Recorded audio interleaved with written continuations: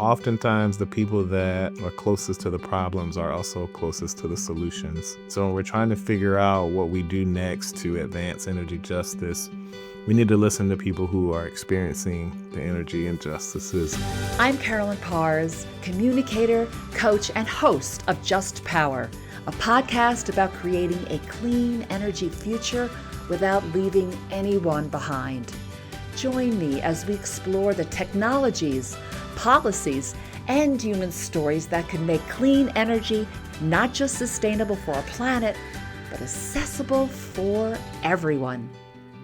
Welcome to Just Power. Hi, I'm Carolyn Parrs, and we're opening season 4 with someone who has helped shape the very foundation of this podcast. Dr. Tony Reames is with us. He's back. He was my very first guest on Just Power, and his clarity, his honesty, and his unwavering commitment to energy justice has set the tone for this podcast and, frankly, our nation. He established the first ever Office of Energy Justice Policy and Analysis at the DOE, the White House. And today, he's the director of the Detroit Sustainability Clinic, providing technical assistance for local communities and governments. He has spent his entire career doing the rigorous work, the deeply human work of bringing equity into spaces where it's too often been ignored.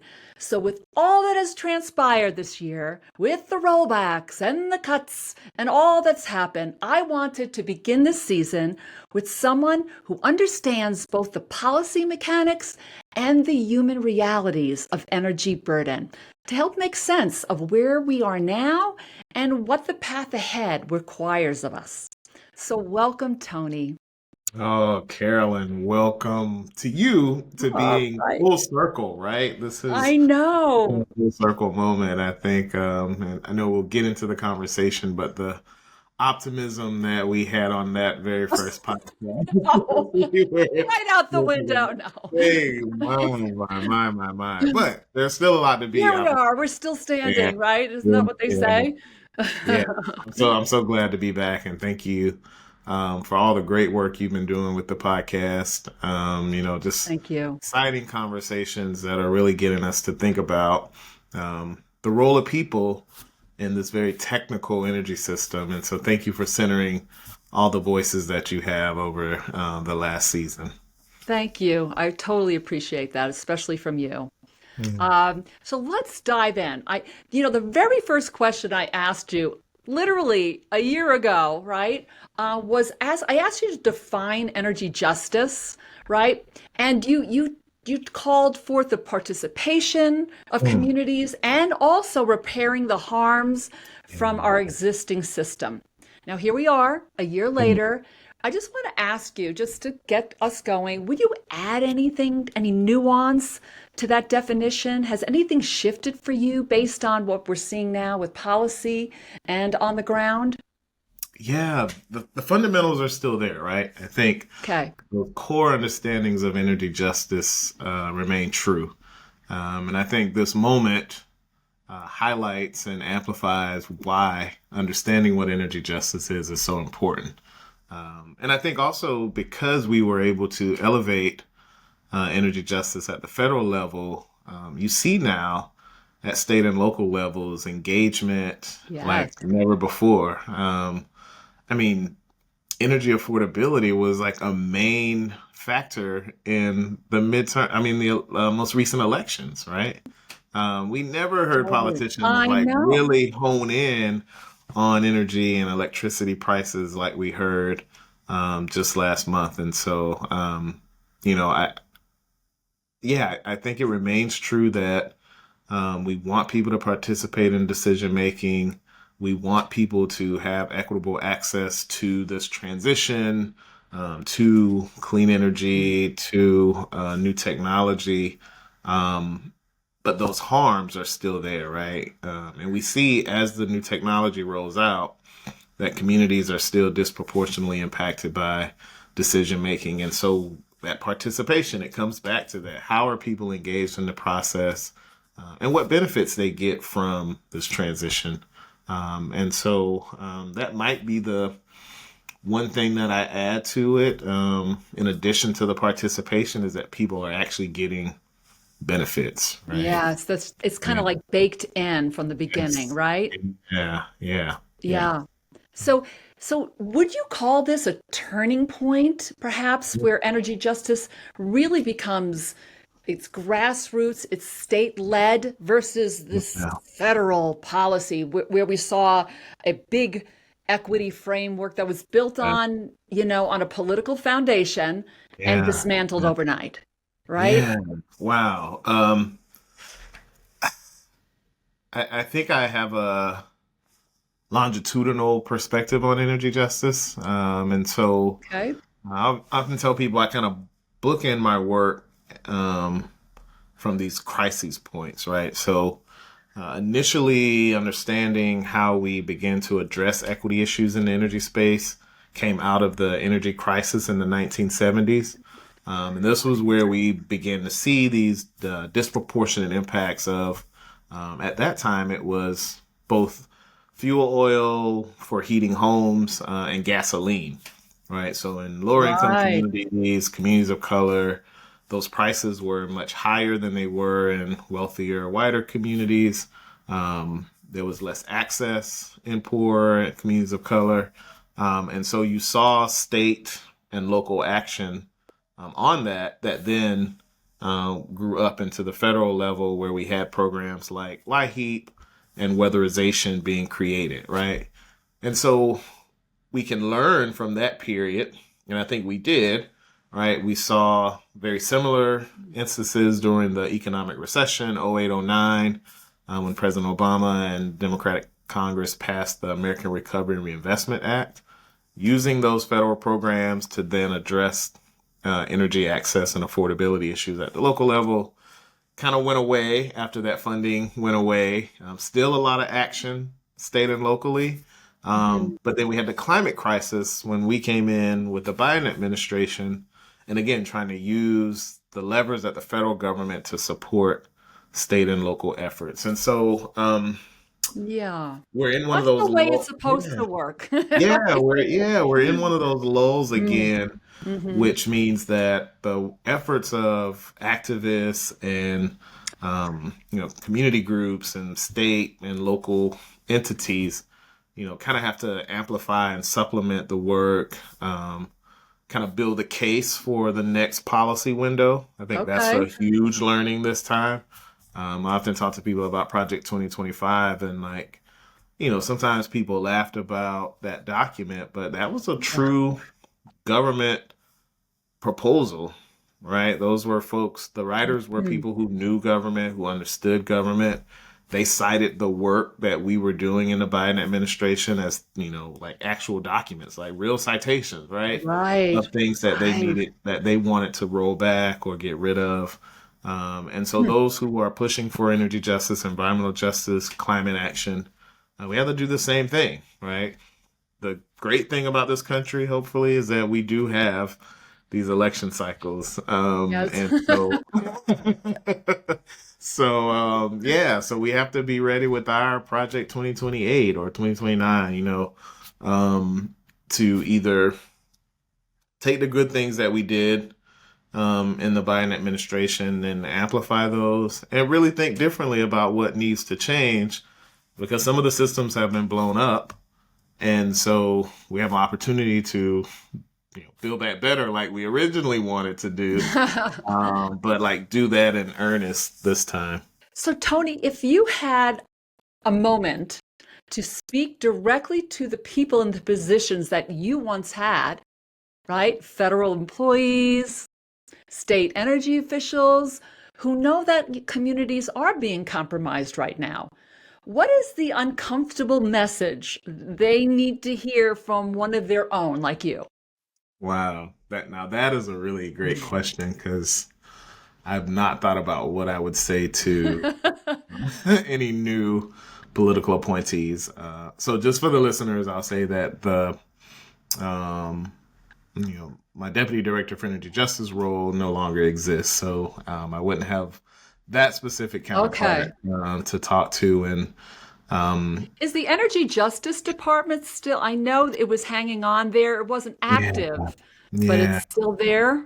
So, yeah, this is a great update for folks. So, the Office of Energy Justice and Equity was a rebrand of the 1978 Office of Minority Economic Impact.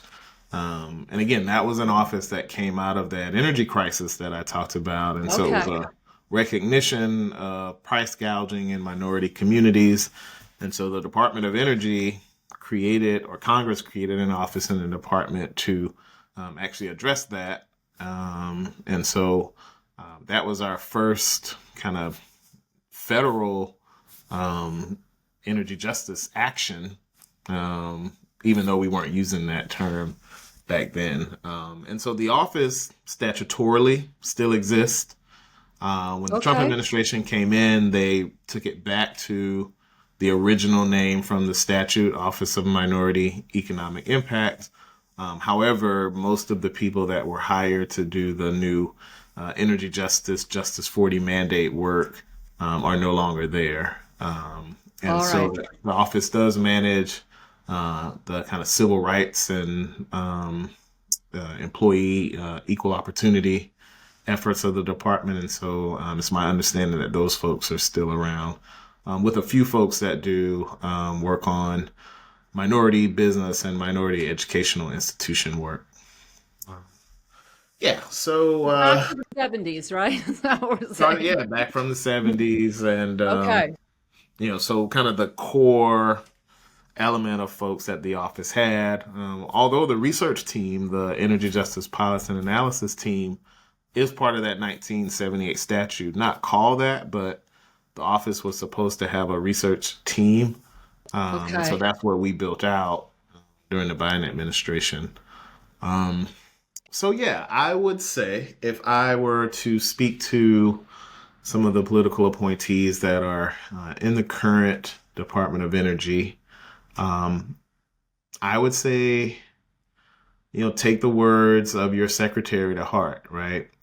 There's a Hmm. quote I often use when I cite Secretary Wright, the new energy secretary, that talks about when we, kind of unleash American energy, we bring about ingenuity and affordability.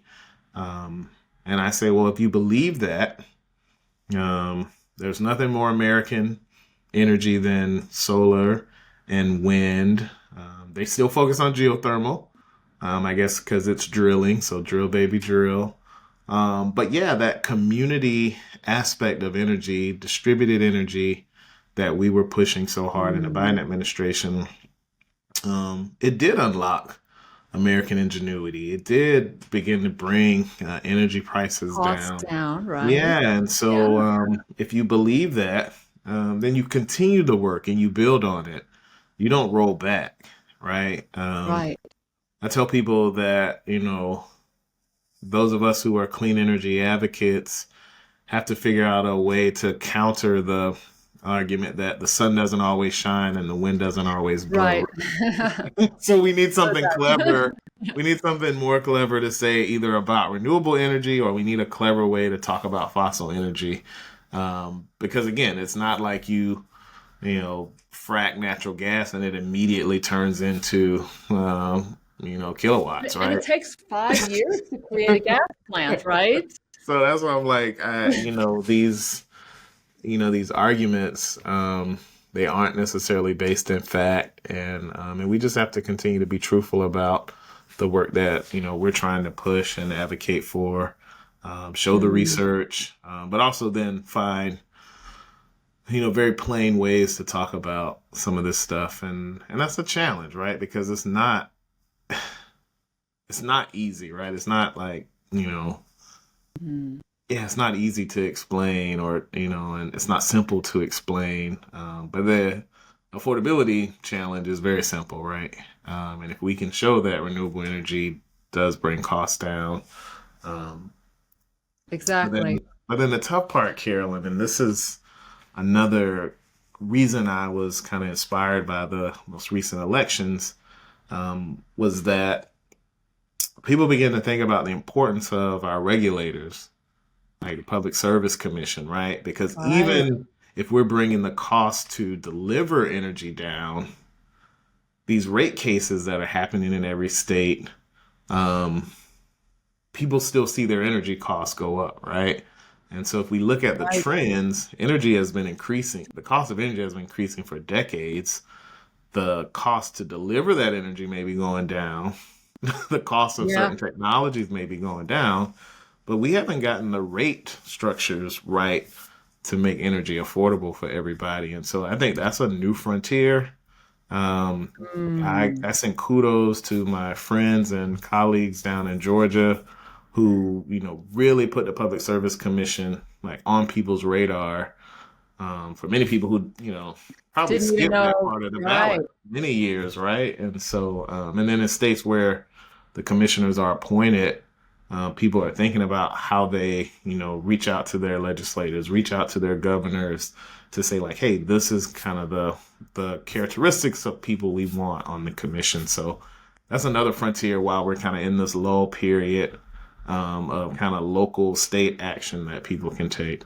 I love that. I mean, your commissioners really count because they influence your utility Yes. incredibly, and that includes your rates. Hmm. Hmm. So, putting them really on the radar, right? I've been there just because I'm in this game, but just an everyday person that just opens their bill and Yeah. doesn't realize the impact that they can have by you got a commissioner, right? Yep. That can and commissioners are for them. They're they're Yes. they're for the ratepayer or the customer.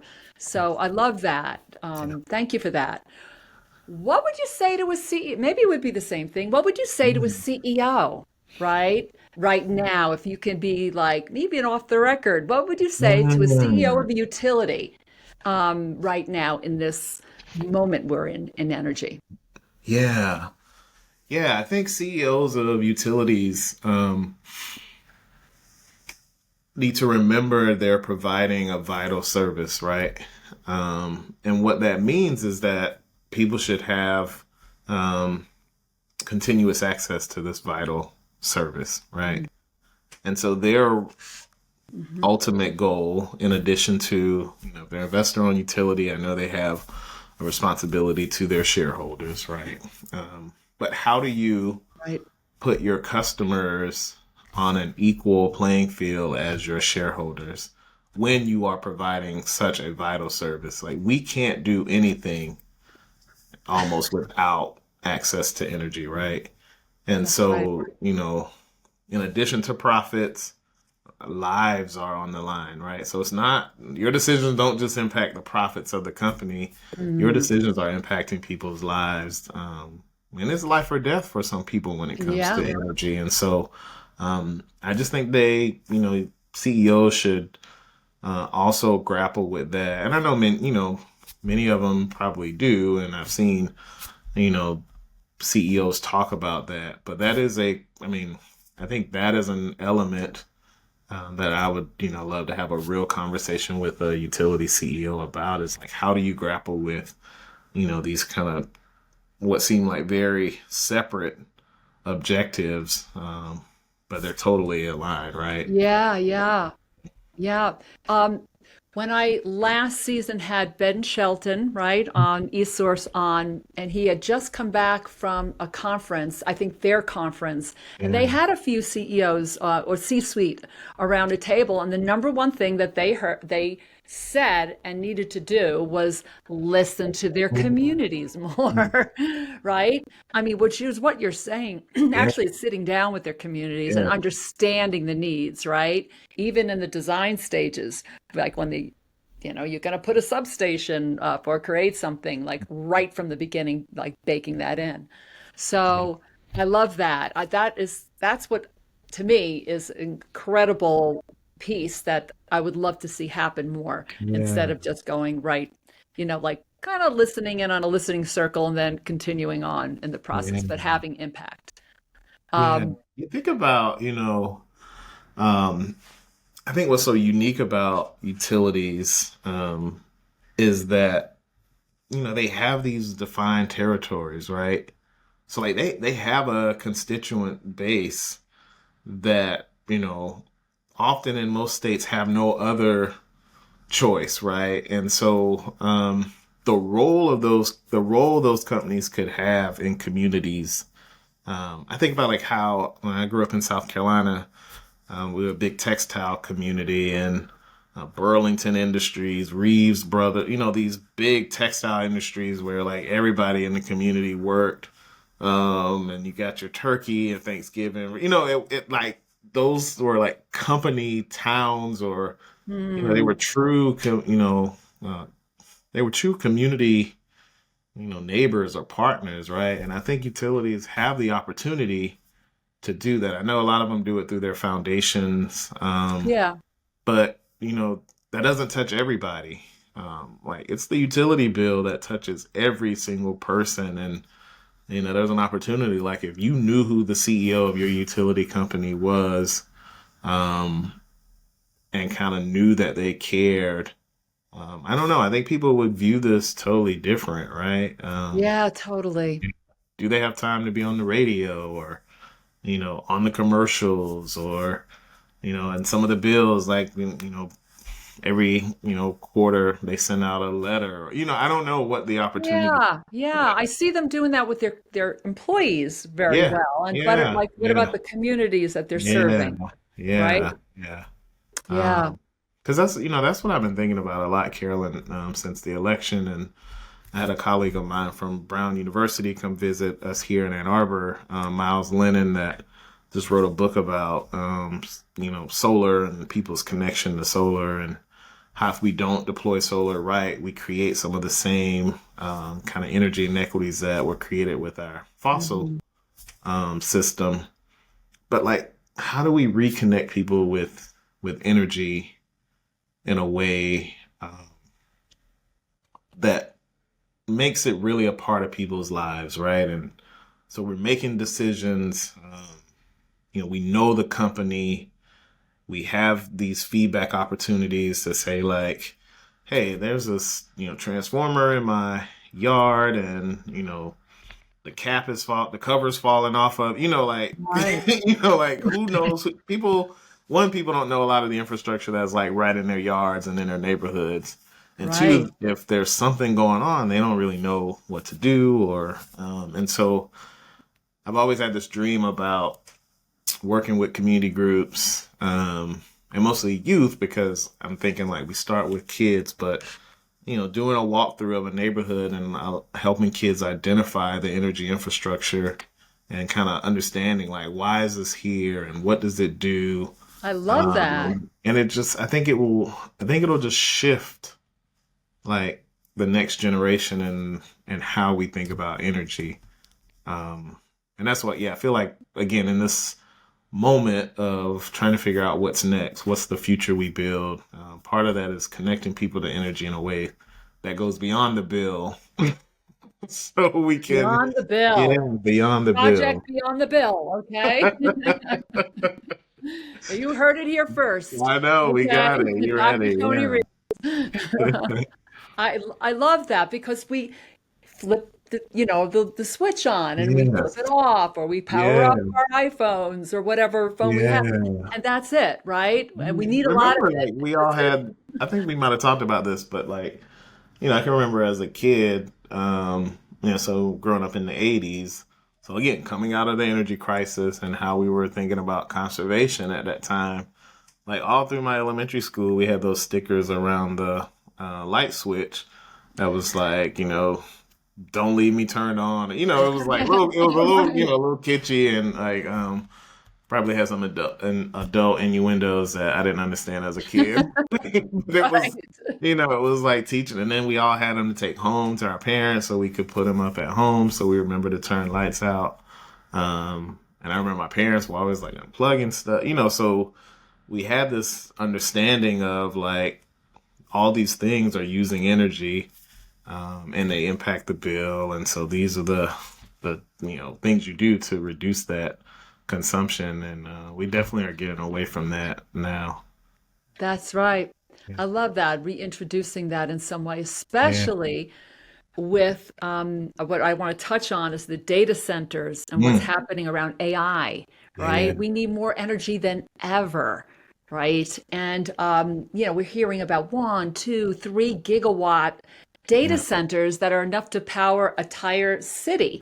Right. Um, but what I'm not hearing, it's like a growth sector right now, right? And it gets exciting for the energy, Hmm.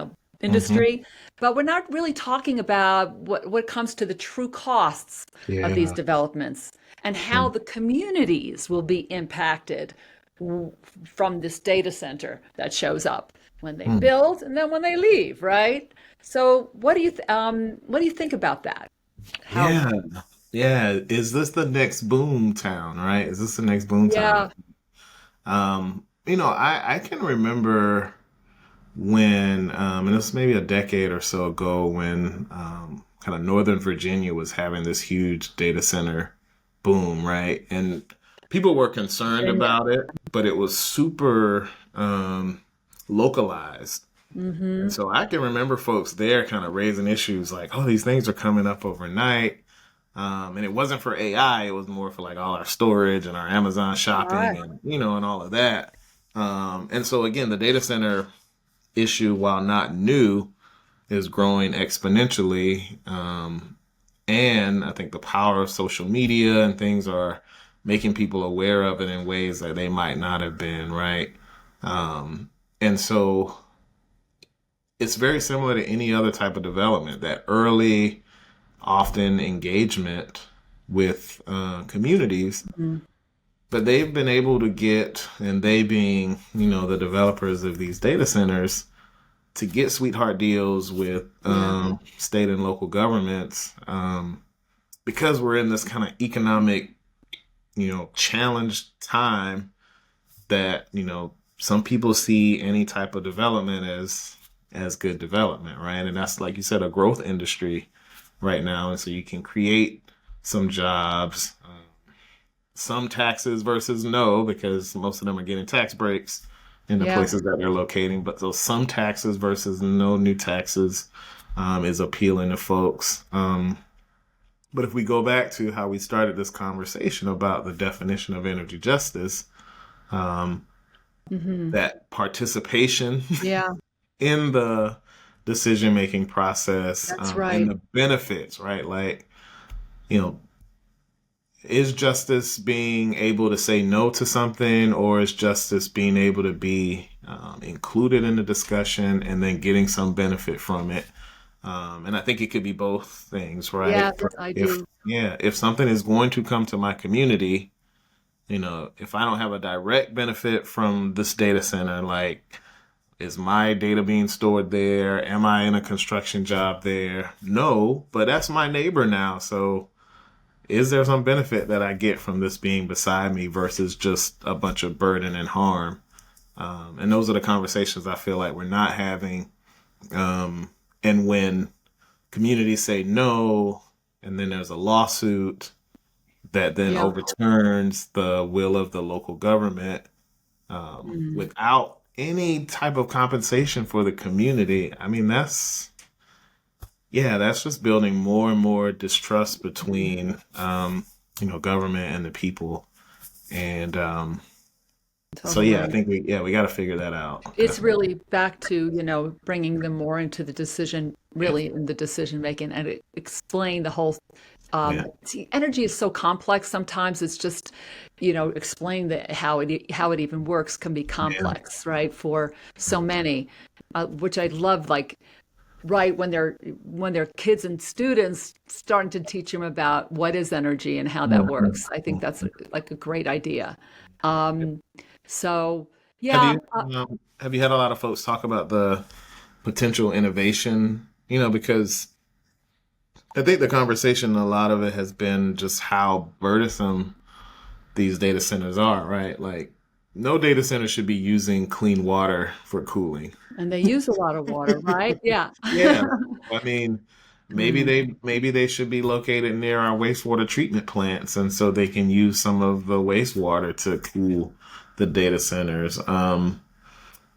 No data center should be built without renewable energy, right? And batteries, right? I mean, so, like, I don't understand why these conversations are, um, why they're growing so fast and, using um, resources that they don't have to. I guess that's Yeah, there's my, other ways to do this, right? yeah, I'm with you on that. So it's almost like we need a playbook on that, yeah, okay? yeah, yeah, How to do a data center yeah, well. yeah. Because here's the thing about the jobs, like, yeah, jobs come in. There's a data center happening right now, being built, almost finished in Texas. The town has 5,000 people in it, right? The amount of people that came in to create this data center is 5,000. Mhm. Okay. And after the data center gets built, there'll be about 400, I hear, that'll stick around to run it, right? So it's really Yeah, less than 10%. yeah, yeah, So it has a little boom and bust feeling yeah, to me, right? And mhm, how does that impact the citizens that live there who are yeah, going to be there forever, right? yeah, So these are big questions. yeah, And it's up to local government, really, and their mayor, and to really push that. And I know they yeah, want to make the deal because economic development is good, right, but also is our conservation, all right, and our clean yeah. air and water and all sorts of things. So, Yeah. Yeah, and a lot of um, these small towns are, like I said, we have to understand the economic challenges for these small towns and the opportunities that they see, in this development. I often talk about how my environmental justice connection comes from my hometown, and I mentioned that it was a big textile community. But when yeah. they lost those Okay. jobs in the 90s, we brought in the state's Mm. largest landfill and the state's largest maximum security prison as kind of economic Okay. drivers, which are things that most people don't want in their community, right? And so when communities are stressed economically, they're Mm. often likely to, accept things that without a bunch of the guardrails around it that would protect Right. the community and their environment. So, Yeah. um, Thanks for pointing that out. Right. Um, all right. Going to go to Detroit now, right? Where your clinic is, sustainability clinic. And we talked about it a little bit last time, right? So you're watching the local projects, the neighborhood solar, maybe, and I remember community wealth building ideas, right? How's it going? What are some of the key lessons that you've learned in supporting your yeah. communities? Yeah, a year plus in now at the clinic. We're located downtown Detroit, so we have space where people can come and meet with us and ideate. Nice. Um, there's so much kind of grassroots ingenuity happening in Detroit, Carolyn. I mean, people are thinking about uh, how urban agriculture can turn into, renewable energy resources, composting and biofuels. Right. People are um, using solar powered bikes to deliver food across the city. Just like Nice. so many cool projects, it's hard to even keep up with everything that's happening. The city is renovating and revitalizing many of its parks and trying to think about, sustainable native plants, ways to bring their parks back to life. Love it. Yeah, the city just completed a riverfront redevelopment, and so now there's a continuous park along the whole Detroit River from like east to west. I mean, it's a true I revitalization. love it. I've been Um, hearing all of you this cool stuff that's happening in gotta Detroit. It's like, come I gotta visit. go there and check You this out. gotta come. All right, we're gonna make that happen. Okay. Um, we just elected a new mayor in Detroit. The All first right.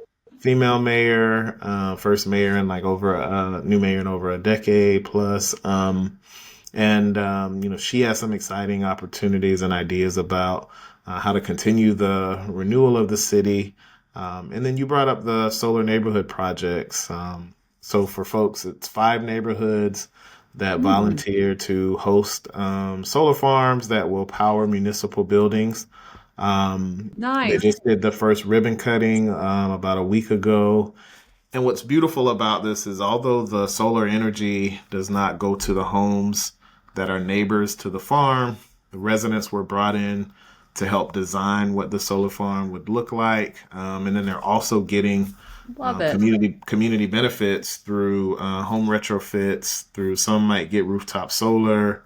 And so each homeowner in a certain footprint around the solar farm getting major investments in their homes, $10,000 to $15,000, and so Wow. So it's going you're to be. doing it. What we're talking about is you're Yeah, doing. it's at the local Have level, you written a right? book It's, about this yet?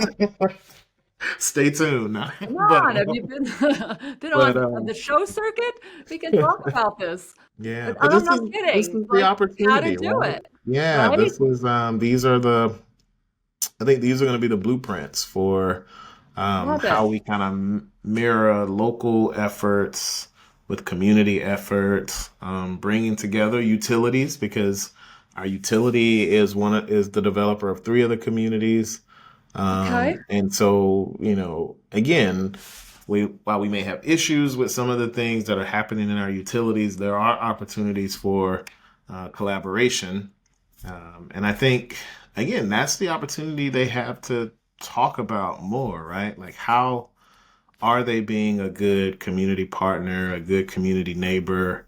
How Hmm. are they kind of bridging the energy system and integrating it into communities?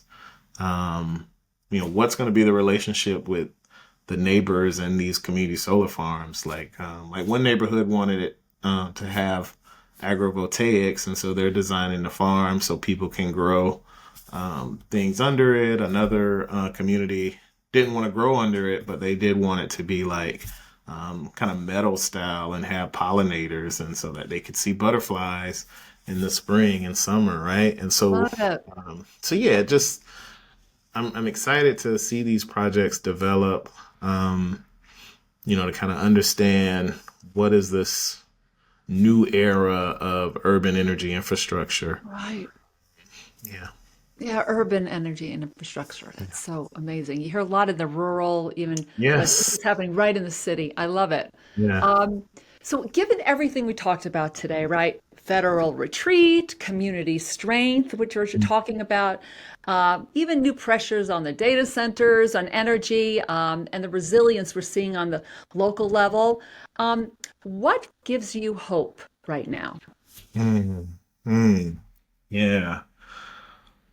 Several things. Again, as a professor, um, I'm teaching energy justice this semester, and the students are Okay. amazing, Carolyn. So many ideas, and we're walking through kind of both the opportunity, the policy window we had, and the changing policy now. And they're thinking about either being entrepreneurs or, some of them are still saying like there may be opportunities in the federal government, and how do we work from the inside, and I love it. or thinking about new NGOs and nonprofits that could support this work. So my students keep me super hopeful because they haven't given up. Um, They're and fresh, they're fresh. Yeah, some of right? them, came back to school because of this moment, Oh, right? I love it. Like Okay. I saw things changing, and I want to come in and get some additional skills. And I think the other thing that gives me hope is, right now, we're 10, 11 months in. People have kind of shaken out of the initial shock and are starting to put plans in place, right? And Mhm. so, I can say we may not have a Project 2029 that, is all together, but I think there will be multiple plans that address, some of the most pressing issues. And I think people recognize now the importance of making sure those plans are implementable, Nice. and things that might have seemed unimplementable before. I think many of us are encouraged to be like, when we have this chance again, we're just gonna go all in. Okay. And so I think the courage that I hear people Don't tell me. speaking with now, um, and some of it's going to be at the state and local level, so that we can then elevate it again to the federal level. And so, yeah, I remain glass half full. I think the way we think about is our tax system the right way to do this? May or may not be. It may not be the full answer. Are grants the right way? May or may not be. And so I think there are some new models that we need to figure out how these things are mixed and more integrated, because I think that was some of the challenges that I see, is that people were too dependent on any one funding stream. And so we need a more integrated approach to building So out our everything new. kind of blew up, right? And now it's really putting it back together differently, a whole new way, Yeah. right? And Yeah. no, so in some ways, I mean, I don't want to say it's good, but it's definitely wakes us up. Maybe it is good. Wakes us up to see what the Yeah. possibilities are, a lot of new Yeah. innovation. Um, Yeah. in closing, last show you said that, Carolyn, you said at the end of the day, the pendulum always swings towards justice. And I kept that near and dear in my heart all this time. So if that is true, like, what is that one thing? People Mm. are listening to you right now, right? What's that one thing we all must do to keep the arc bending towards justice, towards whether it's energy justice or whatever level of justice that calls to you? Yeah. I think one thing that you mentioned earlier when we were talking about the utility CEOs, it's listening, right? Ah, I think you know, we've gotten so siloed, and so we all are working in our own individual spaces, but we need to find the space to listen, particularly for those who are advocating for people who are under-resourced or underserved. Um, Oftentimes, the people that are closest to the problems are also closest to the solutions. And so when we're hmm, trying to figure out what we do next to advance energy justice, we need to listen to people who are experiencing the energy yeah. injustices. And so, yeah, listen.